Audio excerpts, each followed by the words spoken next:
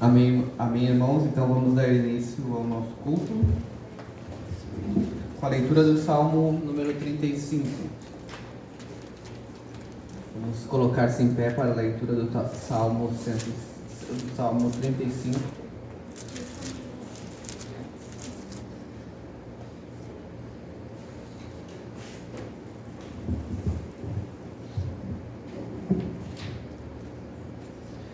Salmo de Davi, que diz assim: Contende, Senhor, com os que contendem comigo, peleja com os que contra mim pelejam.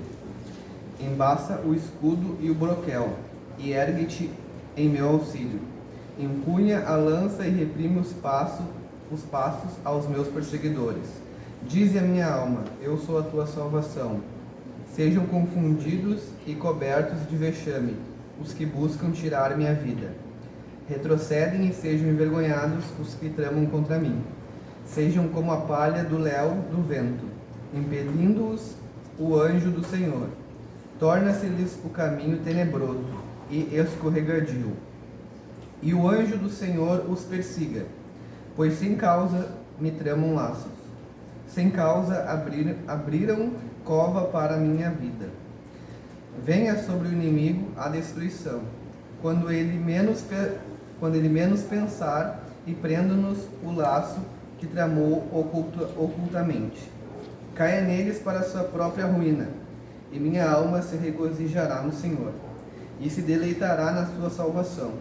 Todos os meus ossos dirão: Senhor, quem contigo se assemelha? Pois livras o aflito daquele que é demais forte para ele. O mísero e o necessitado dos extracionários levantam-se iníquas testemunhas e me erguem as coisas que eu não sei. Pagam-me o mal pelo bem, o que é desolação para minha alma. Quanto a mim, porém, estando eles enfermos, as minhas vestes eram panos de saco. Eu afligia minha alma com jejum, em oração me reclinava sobre o peito. Portava-me como se eles fossem meus amigos e meus irmãos.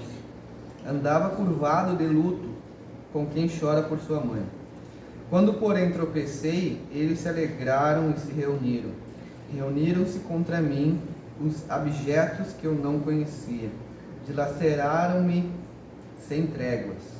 Como vis bufões em festins, rangiram contra mim os dentes.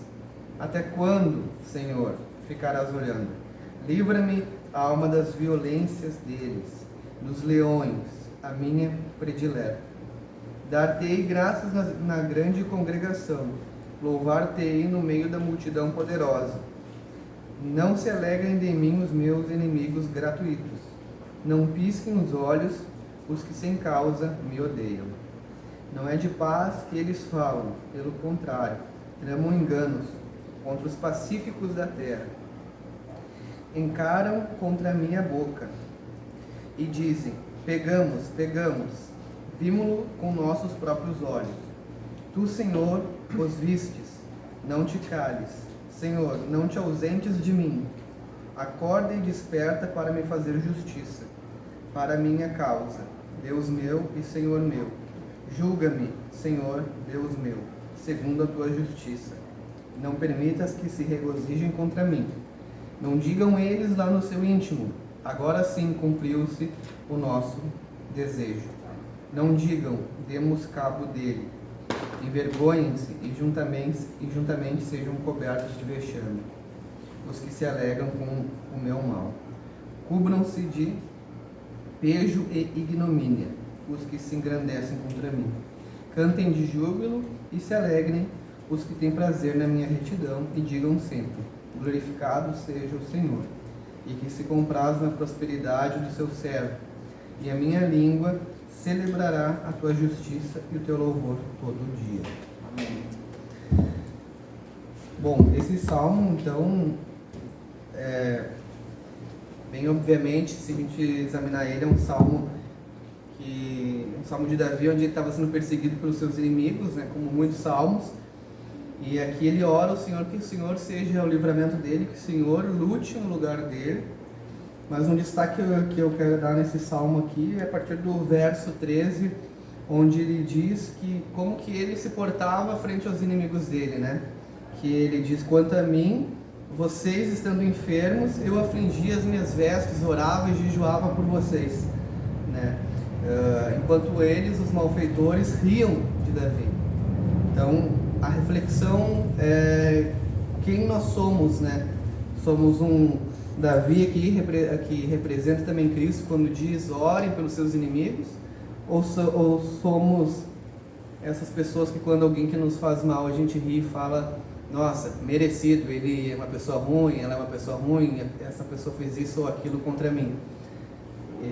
Então a vingança, ela pertence ao Senhor. Cabe a nós orar pelos nossos inimigos e amar os nossos inimigos. Então vamos orar. Senhor, obrigado por esse domingo, obrigado pela Tua palavra, Senhor. Que o Senhor seja glorificado nesse dia, Senhor, pois grande é o Teu nome.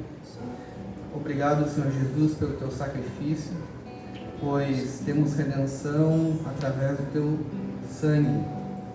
Não poderíamos comprar, Senhor, a beleza de estar, de ser relacionado contigo, Senhor. O Senhor rasgou o véu e nos deu acesso novamente ao Senhor, aos céus.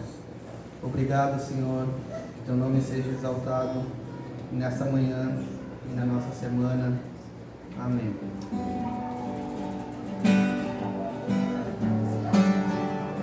Vamos louvar o Senhor?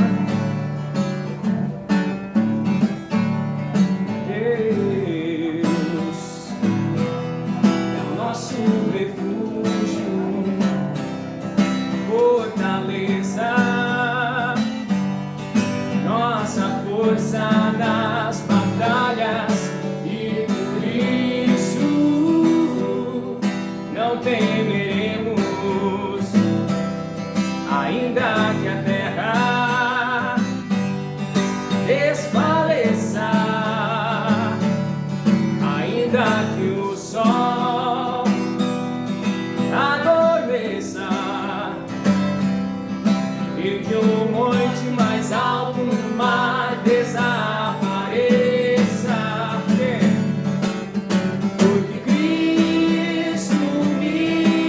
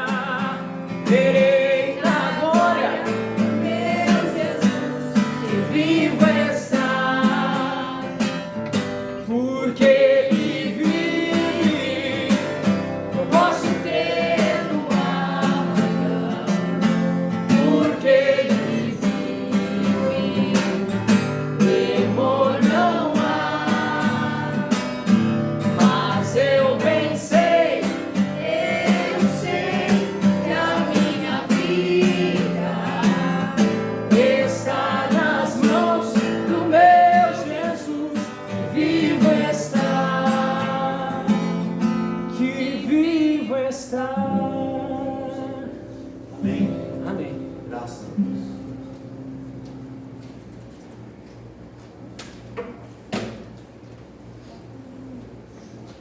Amém. Bom dia, irmãos. Vamos então para a palavra.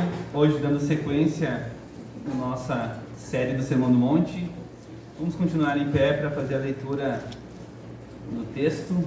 Está em Mateus, capítulo 6, do versículo 25 a 34.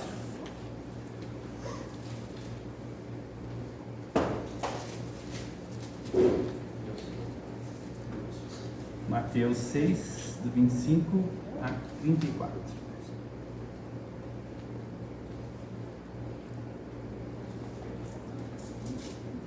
A palavra de Deus diz assim: Por isso vos digo, não andeis ansiosos pela vossa vida, quanto ao que haveis de comer ou de beber, nem pelo vosso corpo, quanto ao que haveis de vestir. Não é a vida mais do que o alimento, e o corpo mais do que as vestes? Observai as aves do céu, não semeiam, não colhem, nem ajuntam em celeiros, contudo o vosso Pai Celeste as sustenta. Porventura, não valeis vós muito mais do que as aves? Qual de vós, por ansioso que esteja, pode acrescentar um côvado ao curso de sua vida? E por que andais ansiosos quanto ao vestuário? Considerai como crescem os lírios do campo. Eles não trabalham nem fiam. Eu, contudo, vos afirmo que nem Salomão, em toda a sua glória, se vestiu como qualquer um deles. Ora, se Deus veste assim a erva do campo, que hoje existe e amanhã é lançada no forno, quanto mais a vós outros, homens de pequena fé. Portanto, não vos inquieteis dizendo, que comeremos, que beberemos, ou com que nós vestiremos? Porque os gentios é que se preocupam com todas essas coisas, pois vosso Pai Celeste sabe que necessitais de todas elas. Buscais, pois, em primeiro lugar, seu reino e a sua justiça, e todas essas coisas vos serão acrescentadas. Portanto, não vos inquieteis com o dia de amanhã, pois o amanhã trará os seus cuidados. Basta o dia o seu próprio mal. Vamos orar. Senhor Deus, te agradecemos por mais uma semana, porque estamos aqui unidos de novo para ouvir a tua palavra, seguindo essa série abençoada do Sermão do Monte, que tem nos edificado como igreja. Que hoje, Senhor, essa pregação toque no coração de cada um, que sirva de aprendizado e que nossa vida prática como cristão seja cada vez mais evoluída através da bênção que é a tua pregação. Em nome do Senhor Jesus, amém. Amém. Podem sentar, por favor. Dá uma ajeitadinha aqui. Então, dando sequência à nossa série, hoje concluindo o capítulo 6 e também tendo a missão de dar a continuidade ali sobre os textos desde o versículo 19, no qual o Jean pregou aqui com muita categoria e muita bênção, né? Então eu tenho essa missão hoje de dar sequência, tá, gente? Deixa eu pegar um clipe aqui, só um minuto.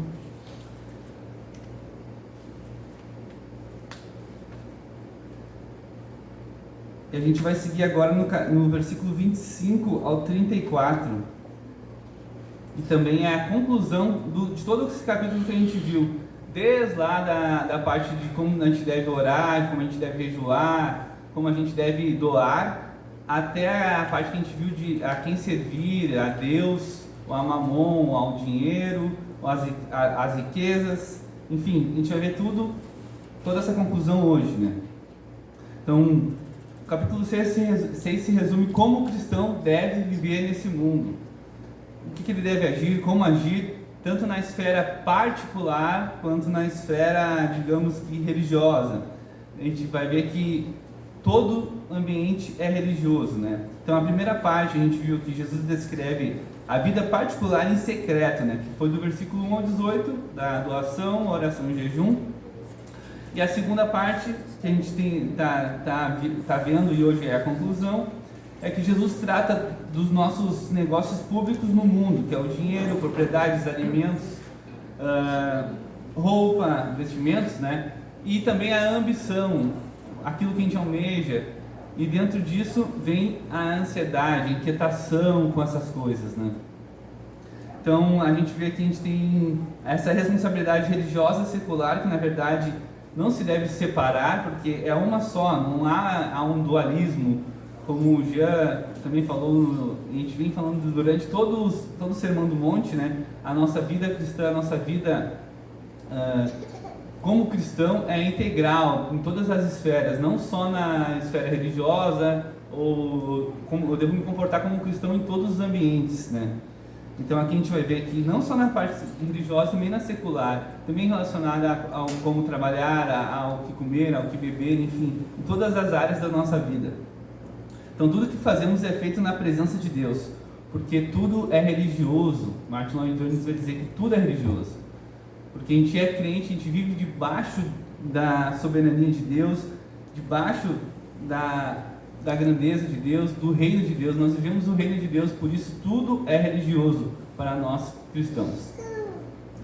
Então, vimos que também Jesus coloca alternativas ao longo dessa parte, que o Jean trouxe, ali do versículo 19 ao 21, que foi pregado, há duas alternativas em relação aos tesouros, né? Na terra ou no céu. Então Jesus dá alternativas para a gente escolher. A gente quer escolher os tesouros da terra ou do céu. Jesus também trouxe duas condições ali, que o Jean também trouxe no versículo 22 e 23, que são as condições físicas, né? Luz ou trevas, qual tu vai escolher? E depois do versículo 25, do versículo 24 também Jesus colocou dois senhores, né? A Deus ou a Mamon, as riquezas. Então, Jesus vem construindo uma ideia por trás de todo esse cenário, né, da nossa esfera agora pública, e sempre dando alternativas a quem vocês vão escolher. Então, ele segue nesse padrão. E agora, para concluir, também mostra duas preocupações: com o nosso corpo, com o nosso vestir alimentar, ou com o reino de Deus. Qual é a nossa real preocupação? Então, hoje a gente vai ver que nossa preocupação deve ser pelo reino de Deus. E esse tópico é muito urgente para a nossa geração, porque é uma geração ambiciosa, né? John Stott vai tratar toda essa parte da esfera particular aqui, pública, do Sermão do Monte, como um ataque à ambição, né? Como uma contraposição ao cenário ambicioso do ser humano, de querer ter de posses, bens, e uma ambição desvirtuada, além da conta. A gente vai ver que também há uma ambição boa relacionada ao nosso trabalho, à nossa vida, mas a ambição que John Stott traz, ele pega todo o contexto dessa parte, que Jesus está indo contra essa ambição que era extrapolada naquela época, né? E também a gente se aplica hoje, né, nos nossos tempos modernos. E pelo outro lado, o Martin Lloyd Jones vai mais também nessa ideia, mas espiritualizando um pouco mais essa questão que desde o versículo 19 ao 34 que a gente está vendo aqui, como o Gia trouxe. Então, o que eu acho legal? A gente juntar essas duas questões e entrar dentro dela e ver as duas áreas, pelos dois teólogos, né? Que é muito bom. Então, John Stott diz que não podemos pregar a parte 25 a 34 sem o contexto da ambição, que é o que eu falei, do tesouro, da questão da visão e da questão das riquezas, dos dois senhores, né? Então, como muito bem instruídos, todos vocês, né, que acompanharam aí o Gia falando dessas três questões, hoje a gente vai ver a conclusão delas. Então, o primeiro ponto que eu quero trazer aqui, a primeira proposição é que não andar ansioso pelos cuidados da vida é um sinal de adoração ao Senhor.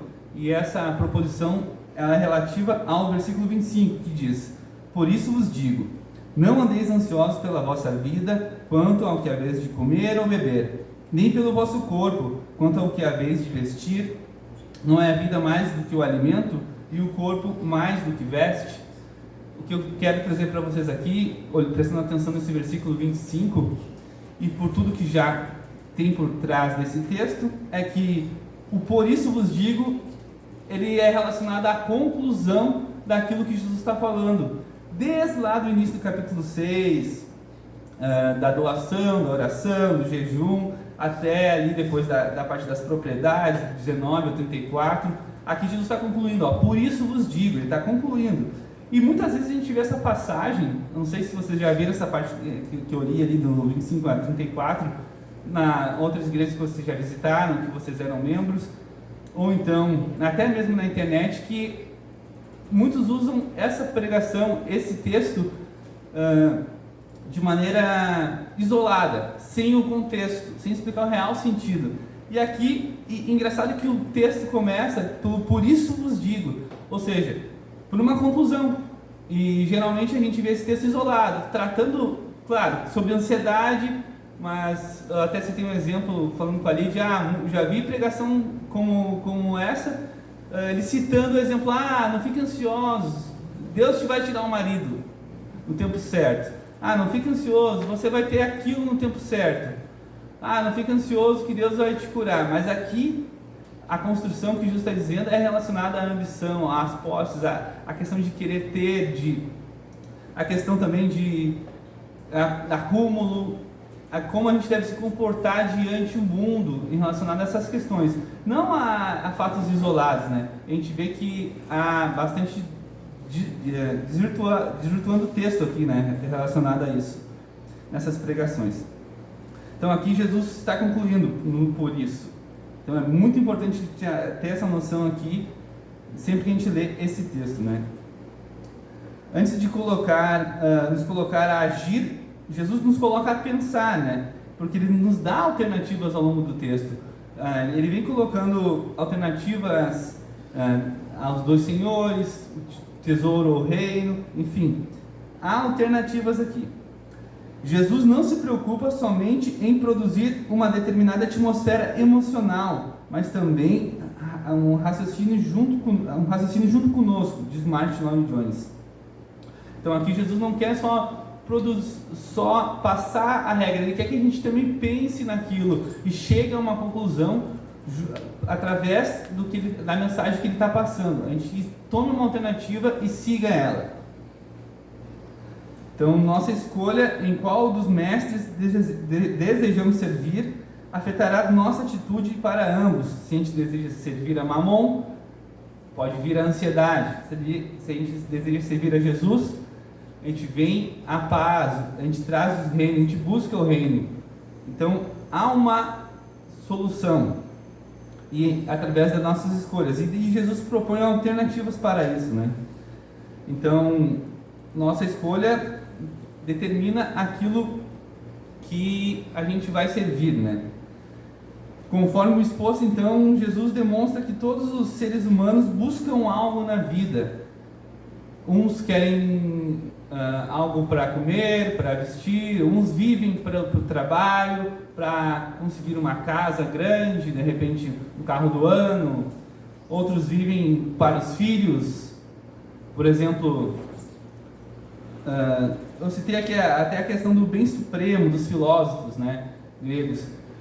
Eles dizem que todo mundo tem um bem supremo, né, pelo qual vivem. Daí, um exemplo atual trazendo aqui, não sei se todo mundo está vendo a série The Last of Us, ou já escutou, está bem badalado aí na internet, né? O personagem principal, ele perde a sua filha, spoilers, tá? Que era seu bem supremo, ele vivia para ela, aquilo era tudo para ele. E no cenário do mundo pós-apocalíptico, ele fica sem um bem supremo ao que viver, meio desolado, sem propósito nenhum, né? Então, o bem supremo é aquilo que a gente mais preserva, né? No nosso caso, é o Senhor, nosso Deus, que nos deu nossa família e nos dá todas as nossas coisas, né? Mas muitas pessoas não têm isso. Algumas pessoas têm um time de futebol como bem supremo, outras, os filhos, ou então uma ambição, buscar ser rico como bem supremo.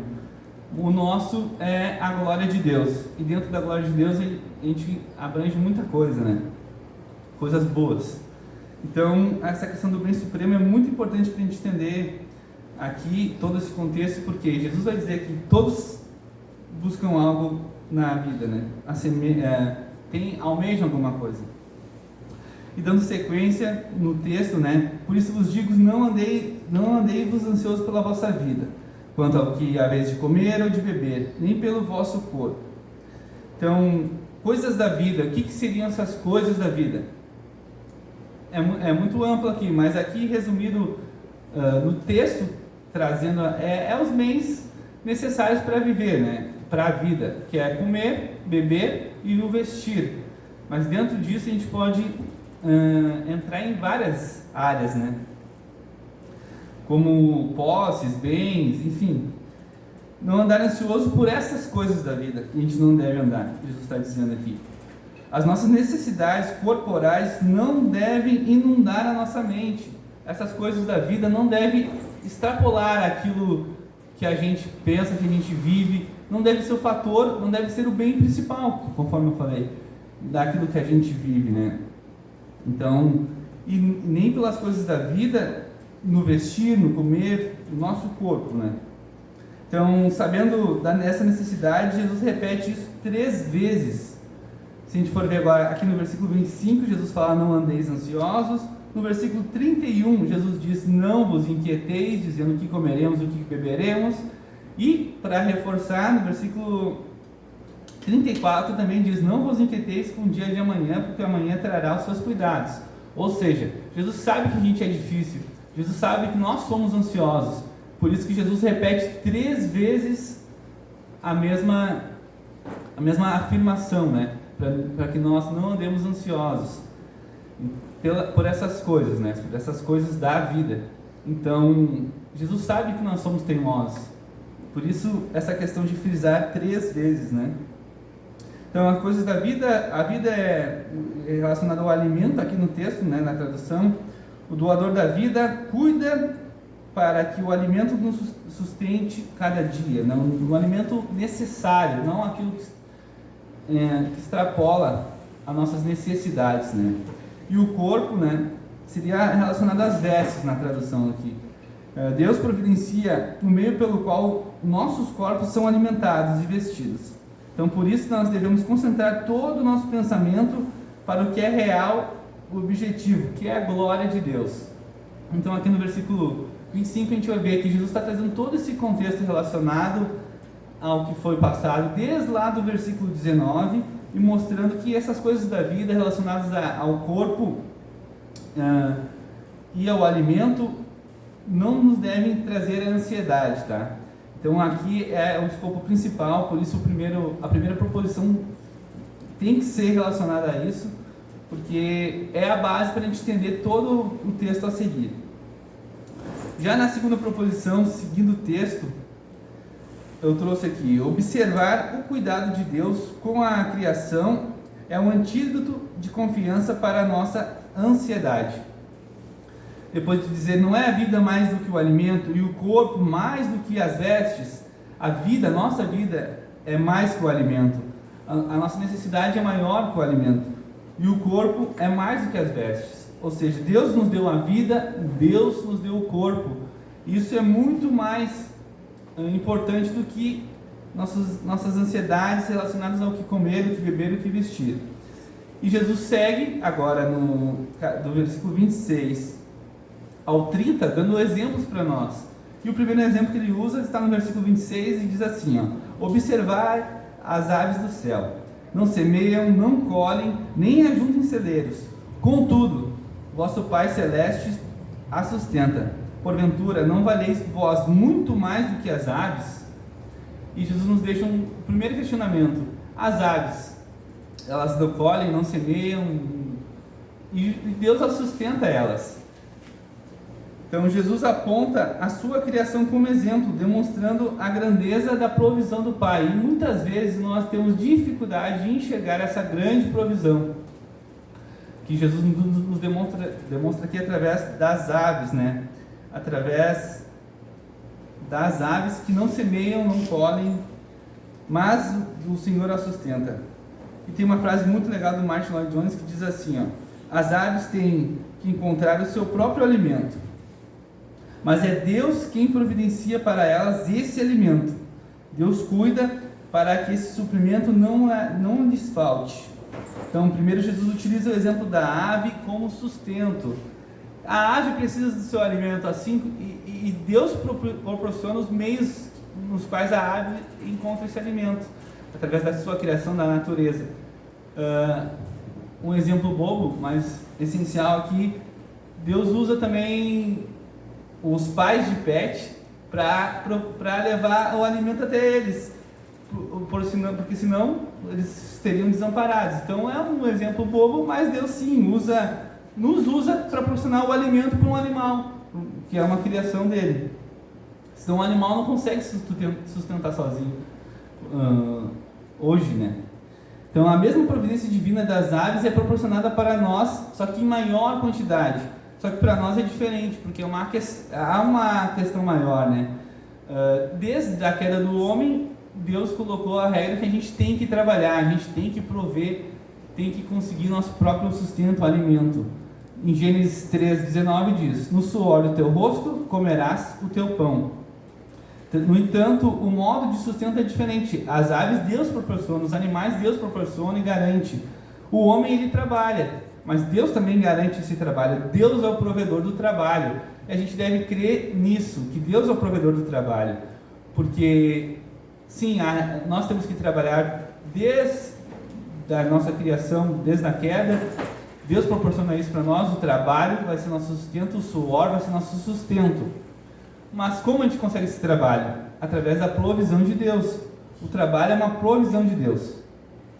Então, esse Deus nos sustenta. Mas muitas vezes a gente confunde. E eu vejo que muitos crentes têm essa dificuldade de entender essa questão do trabalho, da ambição contra a acomodação. A ambição, claro, aqui ao longo do texto, Jesus vai condenar essa ambição por que comer, ficar ansioso por que vestir, por posses, por ter, por riquezas. Não, essa ambição é errada, mas a ambição no trabalho não é errada. O crente, ele tem esse paradigma, o crente moderno, trazendo aqui, que ele é muito acomodado. Se ele consegue uma coisinha, ele tá bom. Deus proveu um trabalho, para ele tá bom, não precisa mais do que aquilo. Não, Deus nos chama também para a gente ser exemplo no mundo, ser exemplo da glória dele, do crescimento, da expansão do seu reino. E no trabalho não é diferente. No trabalho a gente deve ser o melhor profissional que a gente possa ser. A gente deve ser o exemplo de funcionário, seja em qualquer loja que você trabalha como vendedor, seja tu um encarregado ou um gerente. Tu deve fazer o melhor trabalho para a glória de Deus. Deus não nos chama para acomodação. E essa mentalidade deve ser quebrada, porque muitos que eu conheço, já conheci, são acomodados. Mas nós não, a gente deve buscar coisas maiores sem essa ambição desvirtuosa, sem esquecer da glória de Deus, sem esquecer de ajudar o necessitado, sem esquecer de servir aquele que precisa, sem esquecer do nosso irmão que está passando necessidade. Tudo isso a gente deve parar, refletir, e que faz parte da glória de Deus, essa questão pública de como nós nos comportamos no mundo. Então o trabalho, o nosso sustento, Deus traz a provisão, mas também a gente tem que trabalhar, tem que suar, tem que desempenhar bastante, tá? Então a gente não esquece, a ambição é diferente da acomodação, tá? A gente não deve ter esse pensamento ambicioso desvirtuado, mas a gente também não deve ser acomodado. Então, sirva de reflexão para todos nós, que a gente encare os desafios da nossa vida profissional também como uma bênção de Deus. Aquilo que a gente atingir, sendo o melhor naquilo que a gente faça, vai vir com uma provisão, sim. Deus vai prover, porque Deus cumpre essas promessas. Se a gente é um bom trabalhador, se a gente é um bom empreendedor, e está suando para alcançar nossos objetivos, Deus vai cumprir a promessa e Deus vai sim abençoar o nosso trabalho. mas sem acomodação, sem esperar, tá? Diferente das aves, tá? A gente é diferente. Deus proporciona para elas. Nós não, nós no nosso suor, no nosso trabalho, a gente vai buscar e Deus vai nos dar um trabalho, porque a gente vai desempenhar aquilo para a glória dele. Então, para concluir, concluindo essa parte aqui, ó, no versículo 26. Vosso Pai Celeste a sustenta. Porventura vocês não valem muito mais do que as aves? Sim, a gente vale muito mais e o nosso Pai nos sustenta. Eu até trouxe exemplo aqui de dois. O Kelvin, se o Kelvin deixar o Ian não vai se preocupar, eu tenho que trabalhar amanhã, não tenho roupa para vestir, tô com fome, e agora, o que eu vou fazer? Eu vou ficar ansioso, vou ter que buscar, vou ter que trabalhar. Não, ele sabe que tem um pai que vai trazer para ele. Mesma coisa, o Gia agora vai ser pai, o Julinho também vai saber que, eu vou ficar ansioso. As crianças não ficam ansiosas porque elas confiam no pai delas, confiam no sustento do pai. E muitas vezes nós não temos essa percepção das crianças, da criação dos animais. A gente não confia no sustento do nosso pai. E o nosso pai nos sustenta. Nosso pai traz as provisões. Sim, a gente tem que ir atrás, mas nosso pai abre o caminho para nossas provisões. Então, essa analogia de pai e filho é muito importante para a gente compreender o texto, porque vosso Pai Celeste a sustenta. Porventura vocês não valem muito mais que as aves? Sim, a gente vale. Então a gente tem que ter essa mentalidade. Nós somos valiosos muito mais do que as aves, as quais Deus as sustenta. E para concluir aqui também eu trouxe um texto. Ora, se vós, quais sois maus, sabeis dar das boas dádivas aos vossos filhos, quanto mais vosso Pai que está nos céus dará boas coisas ao que lhe pedirem. Mateus 7, do versículo 11. Então, se até os maus, eles dão boas dádivas aos seus filhos, eles cuidam daqueles que estão ao seu redor, muito mais Deus, que é bom, muito bom para nós, Ele dá sustento aos seus filhos. Um pai bom cuida do seu filho. Mas até um pai mau aqui traz o exemplo, Jesus traz, que cuida do seu filho. Então, até os maus cuidam daqueles que eles se importam. E Deus, todo grandioso, poderoso, bondoso, não vai cuidar de nós, filhos dele? Fica um questionamento, mas a gente deve acreditar nessas provisões, tá? E seguindo no versículo 27, diz assim: qual de vós, por ansioso que esteja, pode acrescentar um côvado ao curso da sua vida? Então, aqui Jesus está querendo dizer que a gente não pode acrescentar nada. Ali, nem 45 centímetros, que seria o côvado ali, né? Por mais ansioso que a gente esteja, não podemos acrescentar nada ao curso da nossa vida. A gente não pode mudar nada, nem 45 centímetros à frente. A ansiedade não vai nos trazer nenhum benefício, não vai nos trazer nenhuma grandeza, nada. Não vai mudar nada no status da nossa vida, tá? Então a ansiedade não traz nada, além de mais preocupação, além de mais tensão no nosso relacionamento com Deus e com o próximo. E no versículo 28 ao 30, Deus usa o segundo exemplo, quanto às vestes, né? E por que andais ansiosos quanto ao vestuário? Considerai como crescem os lírios do campo. Eles não trabalham, nem fiam. Mais um exemplo de trabalho. Os lírios não fazem nada, eles crescem, são belos, tão belos que nem Salomão em toda a sua glória se vestiu como qualquer um deles. E quem já viu alguma ilustração da Bíblia ou alguma história, sabe que Salomão se vestia com... e lendo os textos, né? Mas a ilustração assim, de Salomão é sempre grandioso, com belas vestes, rico, poderoso. E nem Salomão se vestiu como lírios do campo. Então, aqui Jesus está nos dando um exemplo muito importante de como que ele nos sustenta. Se sustenta até um lírio de um campo, como não vai nos sustentar, como não vai nos vestir, não vai nos trazer as nossas necessidades mais básicas. E é só a gente parar um pouquinho e olhar para o nosso roupeiro, né? A gente tem aqui, não tem ninguém assim que não tenha o que vestir, nada. Deus sempre supre, Deus sempre nos dá o que vestir, o necessário, né?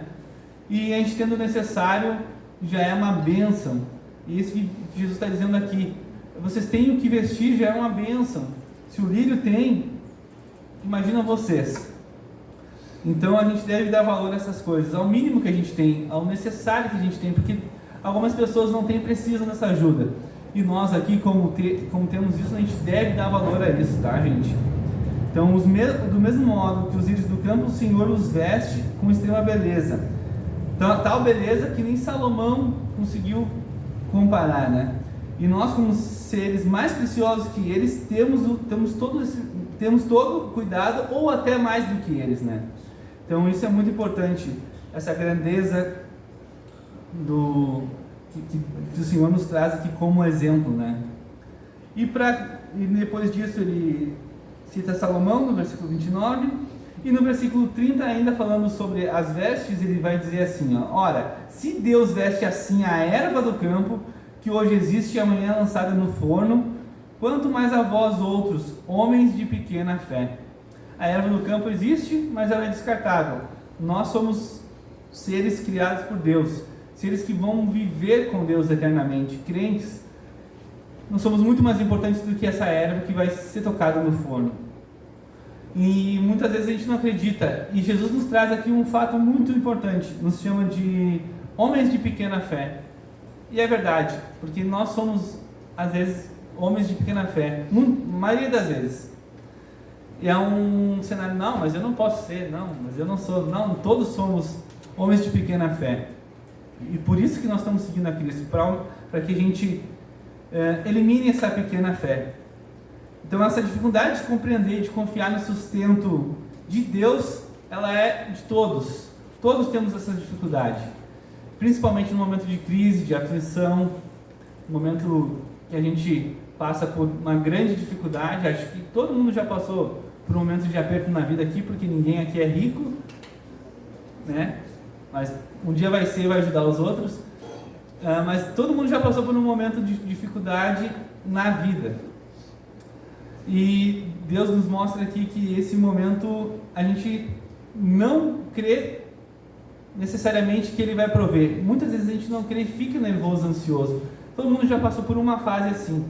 Seja por algum bem, seja por alguma coisa, por um trabalho, achar que vai faltar alguma coisa, até por um boleto não pago. A gente já se desespera, já fica ansioso. Meu Deus, vai vencer, vai dar juros. E a gente já entra em ansiedade, em inquietação. Mas Jesus está dizendo aqui que a nossa fé é pequena por conta disso. E com razão. E a gente deve fazer a reflexão e deve, quando chegar esse momento, pensar nesse texto, pensar no que Jesus nos diz aqui, né? Pequena fé, então, significa o fracasso em aceitar que as Escrituras como a gente deve. Deus traz todas as recomendações de como viver nas Escrituras, e quando acontece alguma coisa, a gente não crê naquilo que a gente leu, naquilo que a gente crê, naquilo que a gente quer viver. Então, essa dificuldade nos mostra um pouco do nosso caráter, e é uma coisa a ser combatida na nossa vida cristã, na nossa vida de fé, principalmente pública, né? Então, que a gente possa ser como as aves, como o lírio, e que a gente possa entender que a gente é muito mais do que eles, e confiar nessa provisão, sim, buscar aquilo no nosso trabalho, também buscar ajudar o próximo, e junto disso confiar em Deus, que Deus vai prover tudo aquilo que a gente precisa. Depois disso, Jesus conclui então isso que ele está querendo dizer em relação às vestimentas e ao que comer. No versículo 31 ao 34 é o fechamento de tudo, né? E é a terceira proposição, que diz assim: buscar o reino e a justiça de Deus é opor à inquietação da alma, é se opor à inquietação da alma. E aqui Jesus traz a referência à inquietação, ele vai falar sobre inquietação. Portanto, não vos inquieteis dizendo, que comeremos, que beberemos, ou com que nós vestiremos. Mais uma vez, Jesus traz essa alusão, essa advertência quanto à ansiedade. E ele traz aqui sobre a palavra inquietação, que também é relacionada à ansiedade, né, na origem da palavra. E a inquietação, como eu falei, é aquilo que nos tira a paz nos perturba, nos faz não chegar a Deus nos momentos de dificuldade. Então, a gente não deve nos inquietar, e sim repousar, e sim lembrar do que a palavra nos fala. E ele traz pela segunda vez a advertência, o que beberemos, o que comeremos. E ele traz um exemplo depois disso. Porque quem faz isso são os gentios, eles que procuram todas essas coisas. Pois vosso Pai Celeste sabe que vocês necessitam de todas elas. Então Jesus, antes lá na parte da oração, do jejum e também da doação, Jesus traz o exemplo também, que eram os fariseus. Eles seguiam aquilo lá errado, eles faziam aquilo lá do modo errado. Aqui Jesus está dizendo, quem faz isso daqui, quem se preocupa, quem fica ansioso com as coisas do mundo, materiais, com as riquezas, com as posses, com ter, com comer, o que beber, com essas preocupações da vida, são os gentios. Ou seja, Jesus traz também um exemplo prático para os ouvintes. E os gentios, eles que se preocupam com essas coisas. E a gente sabe também que quem se preocupa com essas coisas é o ser ambicioso, é um ser que não liga para Deus, é um ser que está desligado de Deus. Porque o crente realmente ele vai crer que Deus vai prover. Ele vai crer que aqui é só uma fase, que a gente tem um reino por vir, né?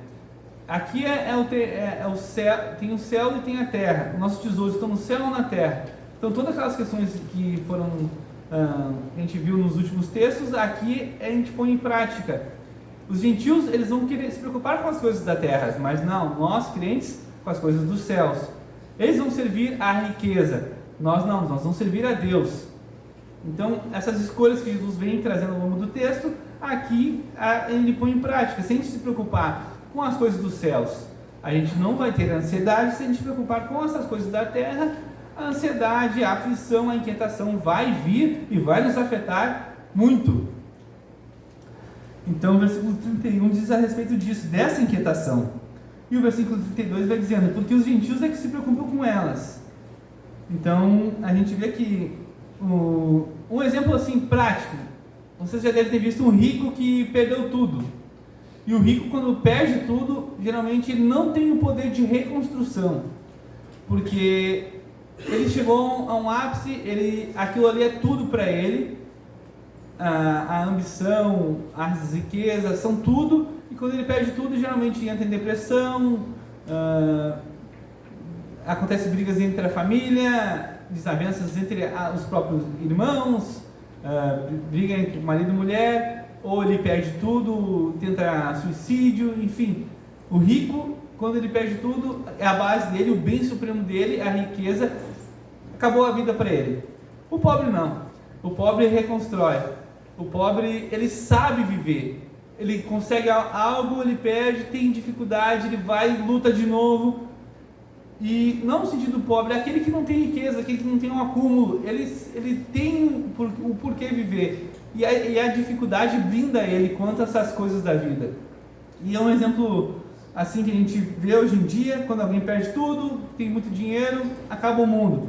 Mas a gente tem o poder de reconstruir, porque a gente tem um Deus que nos ajuda a reconstruir. Então, se o crente é diferente do rico, do pobre, independente do que seja, se ele perder alguma coisa, ele não vai se abalar, porque ele sabe que Deus vai prover. Sabe que Deus não vai deixar ele faltar nada, nem o básico, o necessário, aquilo para viver, Deus vai prover. Então, independente se tu tem muito ou pouco, se tu perdeu muito, se tu perdeu pouco, tu sabe que o necessário tu vai ter, porque Deus vai prover. Isso é muito importante a gente compreender. É isso que Jesus está querendo nos ensinar ao longo de todos esses textos, que Ele nos sustenta, desde a nossa vida devocional à nossa vida pública, a nossa vida nesse mundo. Ele vai nos sustentar em todas as áreas, e mesmo se a gente tiver muito ou pouco, perdendo ou não, não vai faltar nada, porque a gente vive entre irmãos, a gente vive com um Deus que provém trabalho, e não vai nos faltar o básico para a gente viver. Tá? E então esse versículo 32 nos mostra um pouco disso. Porque o Pai Celeste sabe que a gente necessita de todas essas coisas. O nosso Pai sabe aquilo que a gente necessita. Nós que temos um Pai Celestial devemos ter objetivos e aspirações mais elevadas, que é a glória de Deus, porque Ele sabe aquilo que a gente necessita. Então a gente vê no versículo 33, dando sequência: buscais, pois, em primeiro lugar o seu reino e a sua justiça, e todas essas coisas serão acrescentadas. Então, quem procura aquilo é o gentil, mas Deus, Ele sabe das nossas necessidades. o que a gente deve fazer. Então Jesus está mostrando o que vocês devem fazer com isso. E a conclusão do versículo 33 é que a gente deve buscar, pois em primeiro lugar o seu reino e a justiça, e todas as coisas vos serão acrescentadas. Esse versículo também é muito utilizado isolado, né? E aqui a gente vê que tem um contexto por trás, e como é importante esse contexto. Quantas vezes vocês já viram frases até agora no Instagram, mas desde lá do Orkut e MSN, dizendo, pois todas as coisas vos serão acrescentadas, ou alguém citando isso para ti, calma, que Deus sabe das tuas necessidades, todas as tuas coisas vos serão acrescentadas. E aqui todas essas coisas quer dizer o quê? O necessário, não quer dizer tudo aquilo que tu quer, eu quero uma Lamborghini e vai me ser acrescentado. Não, a gente vê que há restrições a esse texto nos quais a gente está contido no contexto do texto, né? Então não há nenhuma, como eu posso colocar aqui, grande diferença assim em relação àquilo que a gente quer e o que a gente precisa. Aqui Deus está nos mostrando aquilo que a gente precisa, o necessário, né? Não aquilo que a gente quer, como muitas vezes isolado esse texto traz aí, a gente já viu em vários lugares. E é um texto muito utilizado. Então, buscar em primeiro lugar o reino dos céus e a justiça. O que seria esse reino e essa justiça? Na verdade, o reino de Deus é onde Jesus é conhecido, como a gente viu buscar o reino antes, tanto na oração do Pai Nosso. Buscar o reino, na verdade, é propagar as boas novas, é levar as boas novas, levar o evangelho àqueles que necessitam. Isso é buscar o reino. E a justiça é em comunidade desse reino, é a justiça que Deus exerce dentro do reino dele. Então, essa justiça deve ser servida em comunidade também desse reino. Então, é isso que a gente deve buscar. Buscar a propagação desse reino, que é o evangelho, tá, gente? E no versículo 34, para concluir, Jesus diz assim: portanto, não vos inquieteis com o dia de amanhã, pois o amanhã terá os seus cuidados, basta ao dia o seu próprio mal. Então, a gente vai ver que há uma construção por trás dessa advertência final. Primeiro, lá no versículo 27, a gente vê que a ansiedade não pode nos ajudar, não pode colocar nada à nossa frente, um côvado, 45 centímetros, não muda nada, a ansiedade não nos ajuda em nada, não acrescenta em nada. Depois a gente vê no versículo 32 que ela nos rebaixa ao nível pagão, ao dos gentios. Ela nos rebaixa ao nível de ansiedade, de inquietação que a gente é comparado a pagãos, aqueles que não creem em Deus. E no versículo 33 ela nos mostra que não há necessidade para essa ansiedade, porque aquilo que a gente precisa, Deus ele nos traz, o necessário Deus nos propõe, né? Então, a gente deve primeiro buscar o reino e a justiça, e todas as coisas serão acrescentadas nesse sentido, porque senão a gente vai viver num espírito ansioso. E a gente não deve se inquietar com o dia de amanhã, no sentido dos afazeres a respeito sobre tudo o que a gente faz hoje. Amanhã a Deus pertence. Deus não quer que a gente fique ansioso com as coisas do amanhã, as coisas do outro dia, porque a cada mal cabe seu dia, como a própria palavra diz aqui, tá, gente? Então a preocupação aumenta a nossa perturbação, e a perturbação nos afasta de Deus. Então a gente deve entender que toda perturbação, toda ansiedade, toda inquietação, ela é inimiga de Deus, porque ela nos afasta do Deus verdadeiro. E ela nos coloca aos pés do mamon, ela nos coloca aos pés do Deus da ambição, daquilo que a gente busca somente aqui. Então a ansiedade é inimiga de Deus, e a gente deve lutar contra ela, por esse tipo de ansiedade, não ansiedade patológica, mas sim essa ansiedade pela aspiração pelas coisas daqui, pela riqueza, pela grandeza, a aspiração pelo aquilo que a gente precisa também. A gente deve confiar que Deus vai suprir. E é essa a mensagem de hoje, nessa confiança que a gente deve repousar. A cada mal cabe seu dia.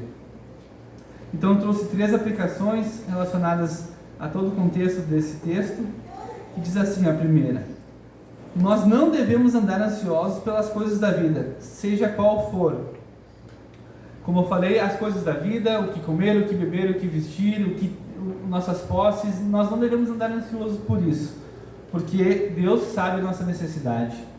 E tem um texto muito bom que o apóstolo Paulo cita em Filipenses, no capítulo 4, do versículo 6 ao 7, que diz assim: não andeis ansiosos de coisa alguma, em tudo, porém, seja conhecida diante de Deus as vossas petições, pela oração e pela súplica, com ações de graça. E a paz de Deus, que excede todo o entendimento, guardará os vossos corações e as vossas mentes em Cristo Jesus. Ou seja, o apóstolo Paulo está recomendando aquilo que contém aqui no Sermão do Monte. Não andeis ansiosos por coisa alguma. E é isso que a gente deve crer. Assim como Jesus disse, assim como tem aqui nessa passagem pelo apóstolo Paulo, a gente não deve ficar ansioso com essas coisas da vida. A segunda aplicação é que nós devemos olhar para os cuidados de Deus com a criação e confiar no sustento do nosso Pai, como o Pai que cuida do seu filho, como Deus que cuida da criação das aves, dos peixes, de tudo. A gente deve confiar nesse sustento, a gente deve confiar nessa mão de Deus, a mão de Deus que muitas vezes a gente de pouca fé não enxerga. E a terceira e última aplicação é: nós devemos abandonar a inquietação da alma pelas coisas terrenas, pois Cristo sofreu por elas.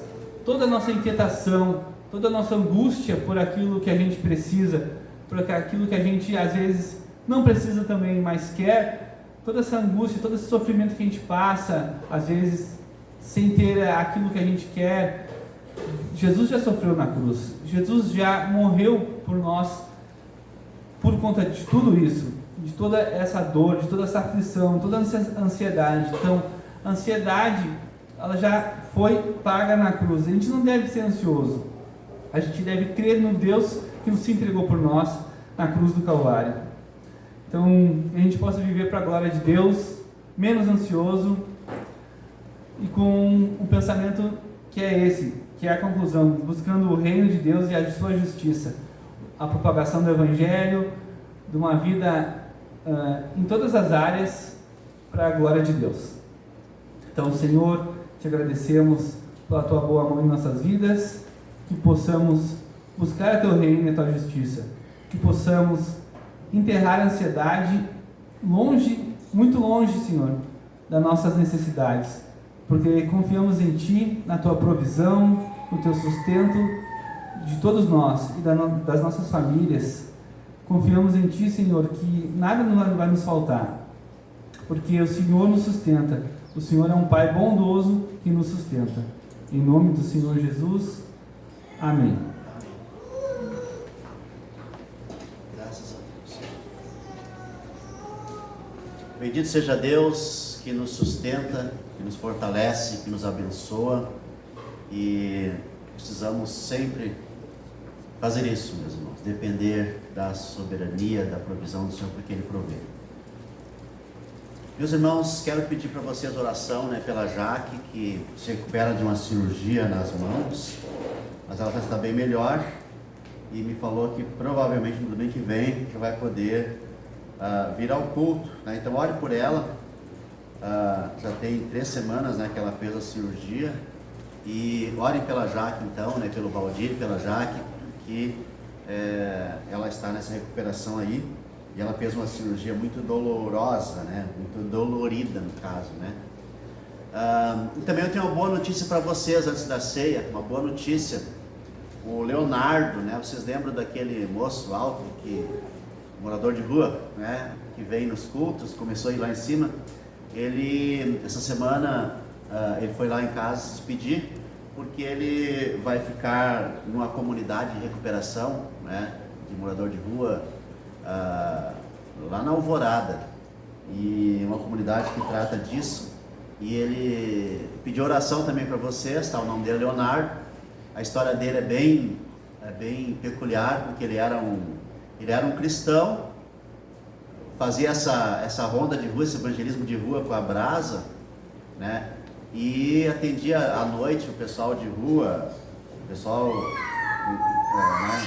usuário de drogas e tal.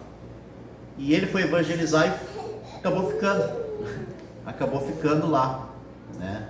E essa é a história dele. E ele começou a vir aos cultos, e na semana passada que ele veio ao culto, ele disse: pastor, ora por mim que eu tô para ir, mas não está certo. E quinta-feira ele foi em casa para se pedir, né, para levar um kit de higiene, essas coisas. Então ore por ele. E ele me falou: a próxima vez que vocês me virem a próxima vez que o senhor me vir no culto, eu já vou estar bem, né? E já quero ajudar. Então, já pensou, meus irmãos, que maravilha isso? Então, que Deus abençoe ele. Ajude na oração, meus irmãos, é uma batalha, né? Uma batalha. O Alex já trabalhou, né, em missão assim, e é uma batalha isso aí, né? Então, olha, é bem...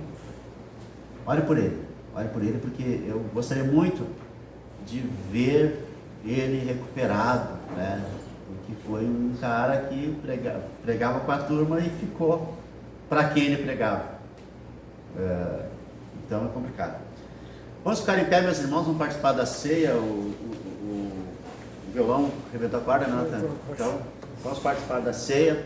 A palavra do Senhor nos diz, meus irmãos, que o Senhor Jesus, na noite que foi traído, tomou o pão, tendo dado graça, partiu e disse: este é o meu corpo que é dado por vós, façam isso em memória de mim. Por semelhante modo também, depois de haver ceado, tomou o cálice, dizendo: este cálice é a nova aliança do meu sangue, faço isso em memória de mim. Porque todas as vezes que comerdes o pão ou beberdes o cálice, anunciais a morte do Senhor até que Ele venha. Senhor Deus eterno, nós te damos graças pelo pão e te pedimos a bênção para o cálice, Senhor. Porque o teu corpo é verdadeira comida, o teu sangue é verdadeira bebida. Se referindo à tua morte na cruz, ao corpo do Senhor que foi partido na cruz, ao sangue que foi derramado para a nossa salvação, para a nossa justificação. Bendito seja o Senhor que nos abençoa sempre. Amém. Amém. Venham, meus irmãos, pegar aqui a ceia. Enquanto vocês pegam, né? Olhem também pela Marcela, tá? Nos últimos dias antes de vir o Julinho, né? E hoje ela não estava assim bem para vir, então ela já ficar. Então não tem que ter paciência com o Jean, né? Os nossos pregadores aqui, com a Marcela, que eles vão se ausentar, acredito, aí alguns cultos, né? Mas o Senhor vai abençoar muito eles, se Deus quiser e Ele quer, né? Louvado seja Deus, bendito seja o Senhor, que sempre nos abençoa, que sempre nos abençoa. Graças a Deus, louvado seja o nosso Deus, louvado seja o nosso Deus. Graças a Deus pelos nossos pregadores, graças a Deus pelo William, nosso pregador de hoje. Graças a Deus, louvado seja o Senhor. Louvado seja o Senhor. Louvado seja o Senhor que nos abençoa sempre. Bendito seja o Senhor.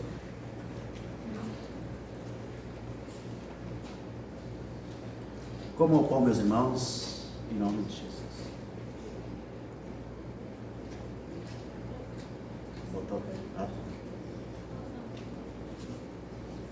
Podemos? Como, meus irmãos?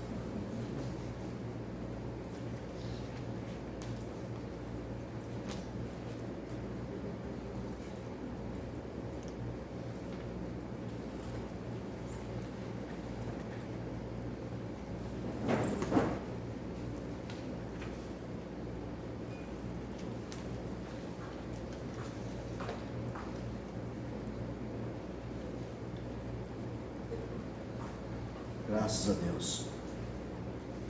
Recitem comigo o credo apostólico.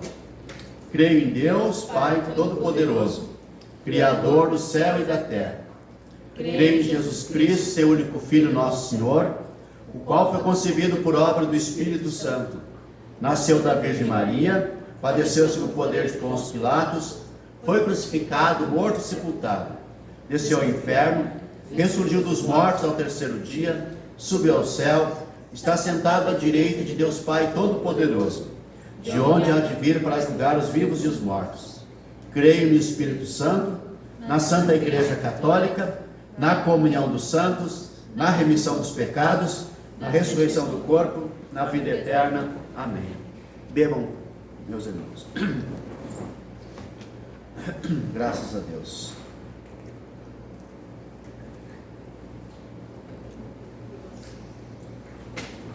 Obrigado, Senhor, por teu amor, por tua bondade e por tua infinita misericórdia.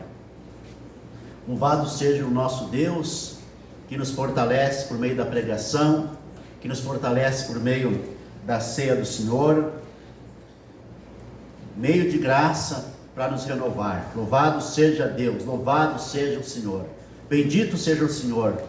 Nós estamos fortalecidos, nós estamos renovados pela presença do Senhor em nossa vida, porque recebemos a palavra, porque participamos do corpo e do sangue do Senhor.